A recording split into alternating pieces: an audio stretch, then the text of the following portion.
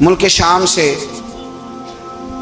اور ایران سے کچھ لوگ آپ کی خدمت میں آئے تو وہاں سے کچھ کنیزیں بھی آئیں. ان کے بادشاہ پیغام لے کے شاہ ایران کی کنیز کو ملکہ نے کہا کہ نہ حضرت عمر کی زوجہ کو دیکھ کے آنا ذرا کس طرح کی.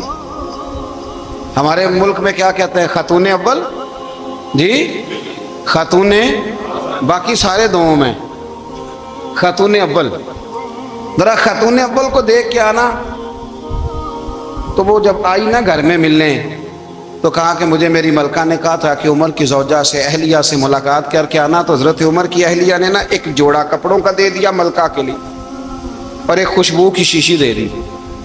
اب جب وہ تحفے وہاں گئے تو اس ملکہ نے نا کچھ سونے کا سامان بھیجا، کچھ زیورات بھیجے، کچھ تحائف بھیجے. جب حضرت عمر کے گھر آئے نا وہ خادم لے کے آیا. اس نے کہا جی آپ کی اہلیہ نے تحفے بھیجے تھے. تو جواب میں شاہ ایران کی بیوی نے، یہاں جس ملک کا وہ سفیر تھا، انہوں نے بھی یہ بھیجے ہیں. تو حضرت عمر فاروق نا وہ تحفے لے کے گھر گئے تو جا کے کہنے لگے اپنی اہلیہ سے، یہ تو کب سے تحفے تحائف بھیجنے لگ گئی ہے؟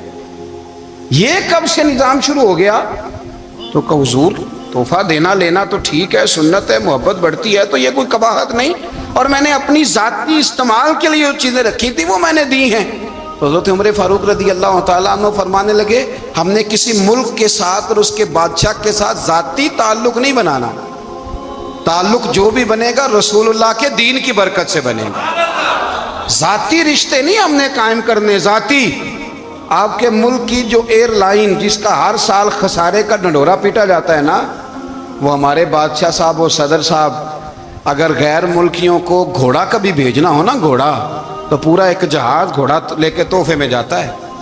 پورا جہاز غریب قوم کا یہ سرمایہ. اور قوم بڑی بادشاہ ہے، لائنوں میں لا کے ووٹ دیتی ہے.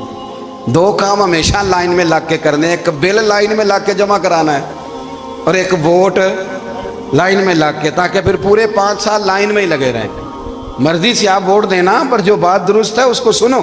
حضرت عمر فاروق رضی اللہ تعالیٰ عنہ نے اپنی اہلیہ سے پوچھا کتنے کا تھا وہ تیرا جوڑا اور خوشبو کی شیشی؟ انہوں نے کہا 3 دینار کی.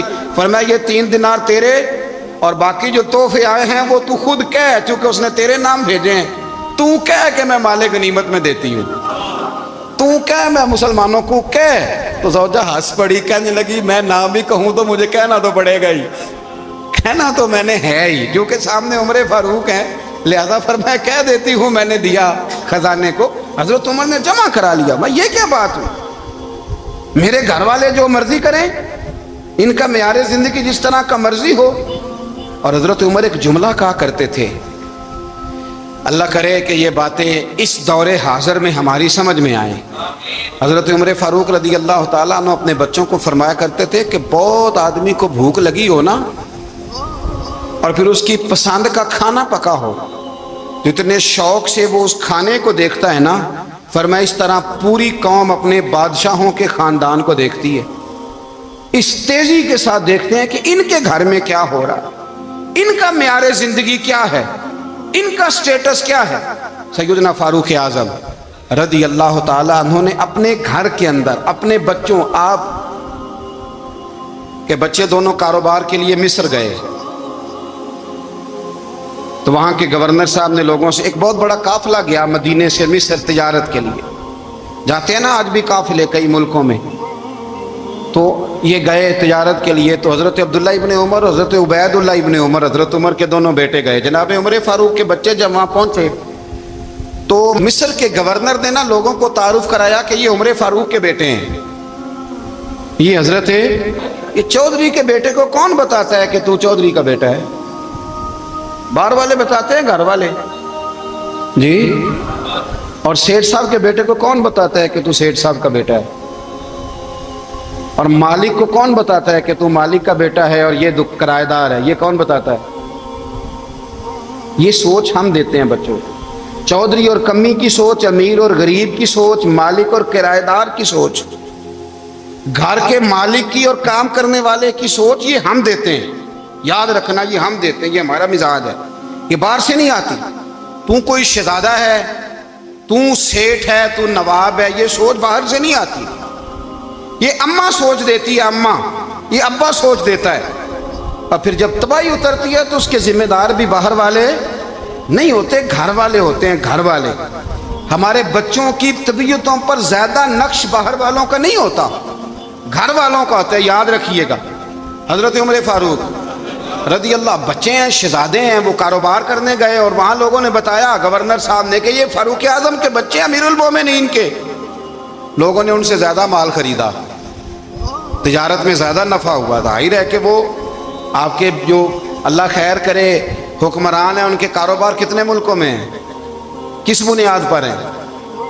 وہ صرف اس بنیاد پر کہ وہ حکمران رہے، ان کے لیے آسان تھا بڑے لوگوں سے تعلقات بنانا.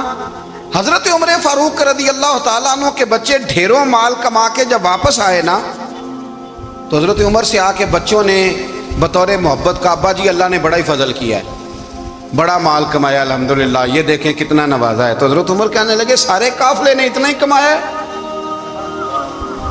سارے قافلے نے اتنا ہی کمایا ہے؟ حضور نہیں، سارے قافلے نے اتنا نہیں کمایا، سب کو اتنا نہیں ملا. وہ تو وہاں گورنر صاحب نے لوگوں کو تعارف کرایا تھا کہ یہ عمر کے بچے ہیں، تو لوگوں نے پھر ہم سے بڑا ہی خریدا. تو حضرت عمر فرمانے لگے ٹھیک ہو گیا، میں بات سمجھ گیا، اس طرح کرو جو تمہاری اصل زر تھی نا، جو راز تھی، وہ رکھ لو اور باقی سارا مال مال خزانہ میں جمع کرا دو، اس لیے کہ یہ تم نے تجارت نہیں کی، یہ تم نے اپنے باپ کا نام بیچا ہے، یہ تم نے امیر المومنین کے بیٹے ہونے کا فائدہ اٹھایا ہے. فرمایا یہ تمہارا نہیں حق، یہ مسلمانوں کا ہے، اس لیے کہ یہ مال تم نے محنت سے نہیں کمایا، یہ باپ کی کرسی کا فائدہ اٹھایا ہے. اور فرمایا اگر تم نے مال جمع نہ کرایا تو میں مال بھی لے لوں گا زبردستی اور کوڑے بھی ماروں گا، ڈبل سزا دوں گا. مرضی سے جمع کراؤ گے تو کوڑوں سے بچ جاؤ گے. بڑے بیٹے نے تو جمع کرا دیا، تو چھوٹا تھوڑا پریشان ہوا. تو حضرت عبداللہ ابن عمر چھوٹے کا ماتھا چوم کے کہنے لگے بیٹے چپ کر کے جمع کرا، یہاں بھی فخر کر کے ہم عمر کے بیٹے ہیں، اور قیامت میں بھی فخر کریں گے کہ ہم فاروق اعظم کے بیٹے ہیں.